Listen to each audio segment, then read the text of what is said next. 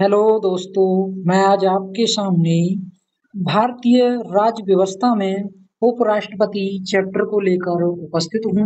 Friends, ये video UPSC, PCS, SSC, railway और all competitive एग्जामों के दृष्टिकोण से महत्वपूर्ण है। तो दोस्तों, सबसे पहले आप हमारे चैनल स्टडी विद विनय 88 को सब्सक्राइब करें, वीडियो को लाइक करें और दोस्तों के साथ शेयर करें। तो फ्रेंड्स, चलिए स्टार्ट करते हैं हम। तो उपराष्ट्रपति, अगर हम वर्तमान में उपराष्ट्रपति की बात करें तो जगदीप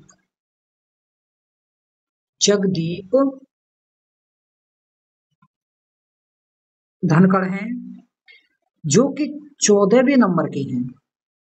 कितने नंबर के हैं फ्रेंड्स? 14वें नंबर के हैं।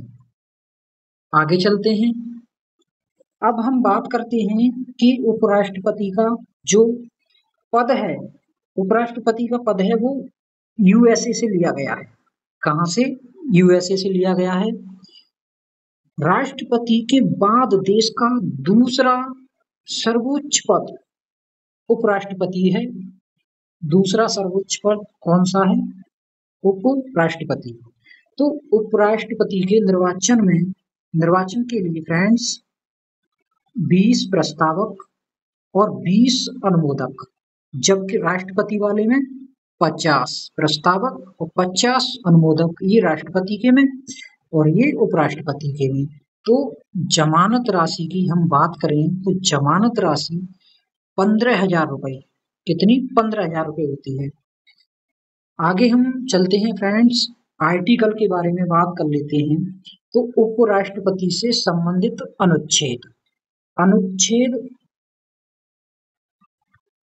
अनुच्छेदों की हम बात करें दोस्तों, तो अनुच्छेद 63 सबसे पहले।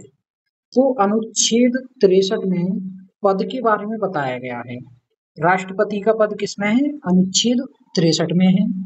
अनुच्छेद 64 की हम बात करें तो राज्यसभा के सभापति के रूप में उपराष्ट्रपति कार्य करेगा।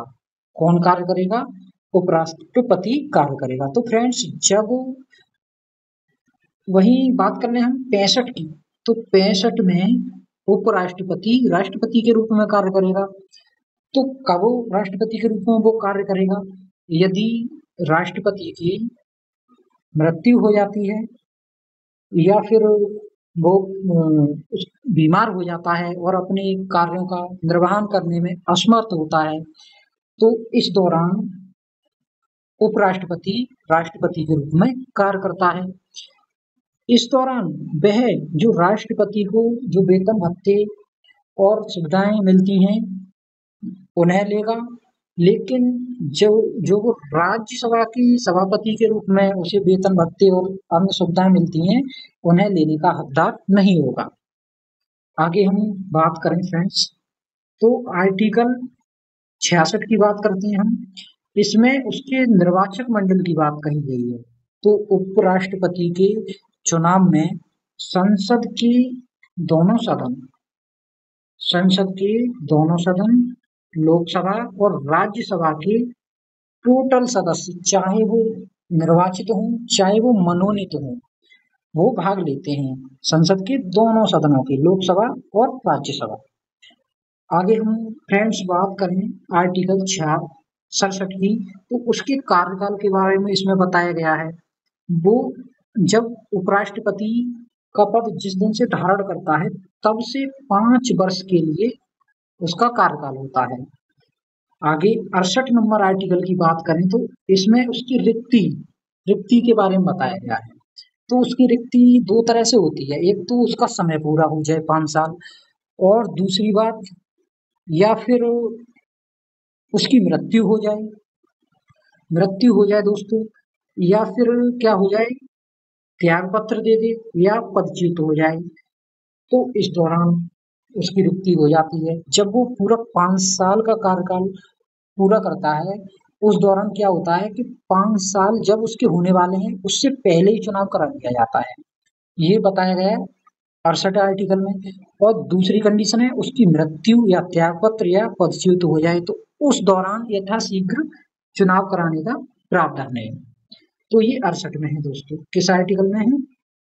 68 में। अब हम आगे बात करें फ्रेंड्स, आर्टिकल 69। तो इसमें इसकी शपथ है, क्या है? इसकी शपथ के बारे में बताया गया है। किसके बारे में बताया गया है फ्रेंड्स? इसकी शपथ के बारे में बताया गया है। तो उपराष्ट्रपति को राज्यसभा में मतदान करने का अधिकार नहीं है। क्यों नहीं है? क्योंकि वो राज्यसभा का सदस्य नहीं होता है। लेकिन निर्णायक मत वो दे सकता है। जब बराबर वोट हो जाए तब वो अपना निर्णायक मत दे सकता है। आगे हम बात करें फ्रेंड्स, तो उसके निर्वाचन हेतु योग्यताएं क्या होनी चाहिए? वो एक तो भारत का नागरिक होना चाहिए, 35 वर्ष की आयु पूरी कर ली उसने, और किसी लाभ के पद पर नहीं हो, जैसे राज्यपाल, उपराष्ट्रपति, ये सभी लाभ के पद नहीं है। और राज्यसभा का सदस्य निर्वाचित होने की योग्यता रखता हो। और लोकसभा, राज्यसभा, विधानसभा, विधान परिषद, इनमें से किसी का भी वो सदस्य नहीं होना चाहिए।